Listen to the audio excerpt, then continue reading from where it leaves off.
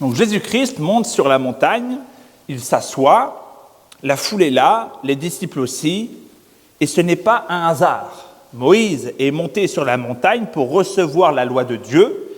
Aujourd'hui, c'est Dieu lui-même qui monte pour l'enseigner. Et comme dit la semaine dernière, Jésus monte sur une montagne pour donner la loi. Mais attention, il ne vient pas détruire ce qu'il a déjà donné à Moïse. Il vient accomplir, il vient remplir. Il ne dit pas « la loi est finie », il dit « vous l'avez entendu, maintenant je vous en montre pleinement le sens ». Effectivement, Jésus-Christ dit « vous avez entendu qu'il a été dit aux anciens, mais moi je vous dis ». Le roi ne parle pas dans le vide. Il s'inscrit dans l'histoire et il appelle ce que les anciens ont entendu. Ceux qui se tenaient au pied du Sinaï tremblant pendant que Dieu tonnait du haut de la montagne. Tu ne tueras point, tu ne commettras pas d'adultère. C'est le 6e et 7e commandement. Les anciens auront reçu la loi gravée sur des pierres avec la voix, le feu, la nuée. Et maintenant, Jésus parle et dit « moi je vous dis ». C'est un choc. Aucun prophète n'a jamais parlé comme cela. Moïse disait « voici ce que l'Éternel dit ». Les prophètes disaient « ainsi parle l'Éternel ». Mais Jésus dit « moi je vous dis ». Comme le dit le symbole de Nicée de Constantinople, Dieu vrai, né de Dieu vrai, engendré, non pas créé, consubstantiel au Père. Donc nous voyons qu'il parle comme Dieu avait parlé au Sinaï. La même voix, c'est Dieu incarné. La voix qui avait tonné dans la fumée parle maintenant dans la chair avec l'autorité du ciel. Jésus veut décrire le processus de rédemption. Il ne parle pas seulement aux mains, mais au cœur. Il ne parle pas seulement des actions, mais des désirs. Pourquoi ? Parce qu'il n'est pas venu créer une secte de super religieux. Il est venu fonder un royaume. Et un royaume, cela a des règles. Un royaume qui remet de l'ordre. Un royaume où la justice n'est pas légaliste dans le mauvais sens du terme, mais rédemptrice. Un royaume où on ne se contente pas de ne pas tuer, mais où on cherche la réconciliation. Où on ne se vante pas simplement de ne pas faire d'adultère, mais un royaume où on coupe le mal à la racine. Le Verbe donne 2 exemples très concrets dans l'émergence de ce royaume. D'abord la colère et ensuite la convoitise. Donc ce n'est ni extrême ni abstrait, il parle de la vraie vie. Ton frère t'énerve, tu laisses ton regard s'attarder là où il ne devrait pas, Jésus te dit « Voilà comment on vit dans mon royaume. Voilà ce que je suis venu restaurer. Voilà les fruits d'un cœur que Dieu transforme. » Ainsi, si le roi parle, écoutons. S'il te montre ton cœur, ne détourne pas les yeux sur ce qu'il a à dire. Voyons ensemble ces 2 exemples, la colère et le regard. Jésus commence avec ce qu'on croit le plus évident. Tu ne tueras point. Ça semble facile. La plupart des gens diraient « je n'ai jamais tué personne ». Mais Jésus descend dans la cave du cœur. Il dit la colère, l'injure, l'amertume. Tout cela, c'est déjà le germe du meurtre. Il donne 3 degrés. D'abord, tu t'échauffes intérieurement. Tu envoies toutes sortes de noms d'oiseaux, de sacrements dans ton cœur. Puis, tu laisses ta langue cracher le mépris. Ça commence intérieurement et ensuite, il y a la voix. Et tu laisses ton cœur s'endurcir et c'est là que la gêne, que l'enfer pousse. Jésus-Christ pense, je le crois dans ce texte, à Caïn, à ce frère jaloux, à cette colère bouillante que Caïn n'a pas confessée. Résultat, il y a eu le sang sur la terre. Il y a un champ lexical entre l'enseignement de Jésus-Christ et Caïn. Jésus et Genèse parlent tous deux de la relation entre frères. Caïn est en colère. Jésus montre que la colère mène au meurtre. Caïn offre un sacrifice. Jésus parle d'interrompre l'offrande pour se réconcilier. Dieu l'avait averti. L'Éternel dit à Caïn, « Pourquoi es-tu irrité ? Et pourquoi ton visage est-il abattu ? Si tu agis correctement, tu relèveras la tête, mais si tu n'agis pas bien, le péché est tapi à ta porte, et ses désirs se portent vers toi, mais toi domines sur lui. » Caïn a laissé sa colère fermenter, comme un vin amer. Et un jour, il a dit à Abel, « Sortons dans les champs », comme une invitation banale, mais en lui, le meurtre était déjà prévu. Il n'a pas frappé d'abord avec sa main, il a frappé premièrement dans son cœur.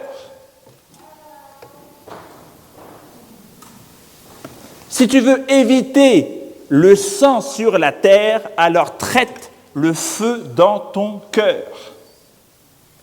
Domine tes désirs, domine ta colère.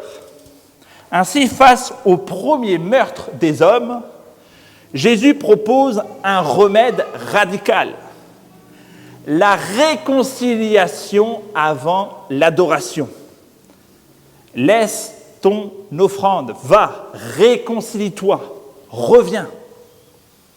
Les mêmes paroles qu'il avait dit à Caïn. Autrement dit, Dieu préfère la paix à la piété. La paix est plus sacrée que ton offrande.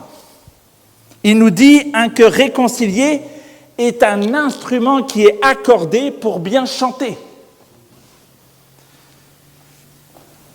Ce texte nous dit Caïn, va voir ton frère Abel. C'est ça la justice qui surpasse celle des pharisiens. Et le deuxième exemple est l'adultère. Et Jésus-Christ ne parle pas simplement du lit, il parle du regard. Pas d'un regard accidentel. On voit tous la beauté. Dieu l'a créée. Il y a des choses des fois qui sont belles. Il y a des femmes des fois qui sont belles et elles sont juste factuellement belles. Mais ici, c'est bien plus profond que cela. C'est un regard qui utilise, qui transforme une femme en objet, qui nourrit la convoitise, goutte après goutte. On a vu que Caïn était le premier meurtre dans les Saintes Écritures et le premier adultère raconté avec détail dans les Saintes Écritures est celui de David. David est sur le toit, il voit Bathsheba, il aurait pu détourner les yeux, mais il regarde, il convoite, il prend. Le regard est devenu désir, le désir est devenu adultère. Et l'adultère a conduit même au meurtre d'Uri. Ce regard-là, dit Jésus-Christ, c'est de l'adultère dans le cœur. Et il dit, ou plutôt il ne dit pas, résiste un peu. Il dit coupe, arrache, jette. C'est une hyperbole, bien sûr. Mais l'image, elle est puissante. Le péché sexuel se traite comme une affection mortelle. Si ton œil t'amène à pécher, mieux vaut être borgne. Si ton téléphone t'amène à tomber, mieux vaut le mettre de côté. Je ne suis pas en train de vous dire de casser votre téléphone contre le mur, mais il y a quand même presque cette idée, jette-le. Jette-le sur ton lit. Il y a cette idée vraiment de casser la connexion. David a pleuré cet adultère.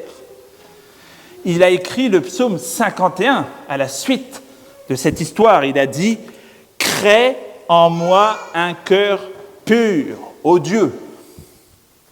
Il avait vu, il avait pris et il s'est repenti. Et aujourd'hui, dans une génération saturée d'images, d'écrans, de désirs sans frein, Dieu veut créer un peuple et un royaume avec un cœur pur. Un peuple qui désire le royaume plus que le mauvais désir. Un peuple qui dit « Je ne veux plus nourrir la convoitise, je veux désirer l'Éternel ». Et à travers ces deux exemples, Jésus trace le profit d'un peuple nouveau. Le royaume commence dans une dispute qui se règle, dans un regard purifié. Ce peuple nouveau ne sont pas des religieux parfaits, mais ce sont des hommes et des femmes transformés par le pardon reçu et donné. Un peuple qui ne vit pas simplement pour éviter le péché, mais qui agit activement pour le bien. Ainsi, ce n'est pas juste éviter la haine, mais chercher la paix. Ce n'est pas juste fuir l'impureté, mais c'est désirer la pureté. Ce n'est pas juste s'abstenir, c'est imiter notre roi. La justice du royaume dépasse celle des pharisiens, car cette justice vient du ciel. C'est ça la vraie justice. Une justice qui descend du ciel, qui transforme la terre, qui transforme nos vies, nos familles. Après la colère, après le regard, Jésus nous montre que tout cela n'est pas qu'une morale individuelle. Il appelle un collectif. Un royaume, ce n'est pas juste plein d'individus, c'est un collectif. Ce peuple nouveau, ce n'est pas qu'une foule d'individus isolés, c'est une église. C'est une famille visible, concrète. C'est là où on apprend la paix, la pureté, la réconciliation, pas en théorie, mais dans les conflits. C'est normal qu'il y ait des conflits, c'est comment on gère ces conflits. C'est dans les déceptions, c'est dans les repas partagés. C'est ça, le test du vrai cœur. C'est trop facile d'avoir une belle foi seule derrière un écran. L'Église virtuelle peut cacher des génies théologiques avec des vies infâmes. Tu peux prêcher l'amour et haïr ton frère, parler de pureté et nourrir la convoitise dans le secret. Mais dans l'Église locale, ton cœur finit par se voir. Ton fruit ou ton poison finit par sortir. Et on est une aide mutuelle à sanctifier. Et c'est là, dans le frottement fraternel, que le royaume prend chair. Et ce n'est pas simplement le problème de l'Église virtuelle, je le crois, c'est aussi un drame pour les pasteurs invisibles, des prêtres qu'on ne voit plus jamais, ni dans le monde laïque parce qu'ils ne vivent plus parmi les gens, ni dans leur propre église parce qu'ils sont trop occupés à faire toutes sortes d'endroits. Ils vont visiter toutes les églises du monde, mais ils ne visitent même plus leur propre église. Alors ils prêchent sans qu'on voit leur vie. Et parfois, ça fait des dégâts. Des hommes qui peuvent être puissants en chair, mais dangereux dans les couloirs. Des bergers absents, des voix sans visage. Mais le royaume, lui, ne fonctionne pas comme cela. Il bâtit par l'incarnation, par un cœur qui se révèle au contact des autres, par un fruit qui se voit dans le troupeau. Et lorsque nous lisons souvent ces textes, des objections peuvent tomber devant le roi. Quand Jésus nous appelle à cette justice du royaume, une autre voix s'élève. Mais les objections fusent, les excuses s'empilent. Ça sera mon dernier point. La première objection, c'est « mais c'est impossible de ne jamais se mettre en colère ». Mais c'est exact. Jésus ne dit pas que toute colère est mauvaise. Le Père se met en colère, Jésus-Christ se met en colère, Paul se met en colère. Mais la colère non maîtrisée, la colère laissée libre dans ton cœur, je vous en ai parlé à travers Caïn, c'est un feu qui cherche une maison à brûler. C'est comme un feu, et dès qu'il voit du bois, il veut s'accrocher pour tout brûler. C'est ça, c'est cette colère-là qui est dénoncée. Car la colère du royaume existe bel et bien. C'est une colère qui invoque la sainteté de Dieu. Une colère qui protège les faibles. Ce n'est pas une colère qui attaque son frère. Donc le problème, ce n'est pas l'émotion de la colère, mais c'est qu'est-ce que nous en faisons. La colère transformée par l'esprit devient zèle, mais la colère nourrie par l'orgueil devient poison. Jésus se met en colère. Il demande aux pharisiens s'il doit guérir un homme à qui la main est desséchée le jour du sabbat, et il refuse de répondre. Il les regarde avec colère, nous dit le texte, dans Marc 3,5. Attristés par la dureté de leur cœur. Puis il va guérir l'homme. Donc il n'y a pas simplement cette phase dans le temple où il va chasser, qui est bien connue, où là il se met en colère. Il y a également le fait d'être en colère, de voir un cœur dur.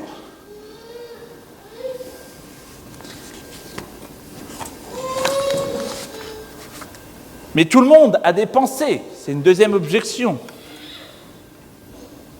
Oui, même Jésus-Christ a été tenté, mais il n'a jamais nourri le péché dans son cœur. La tentation n'est pas la condamnation.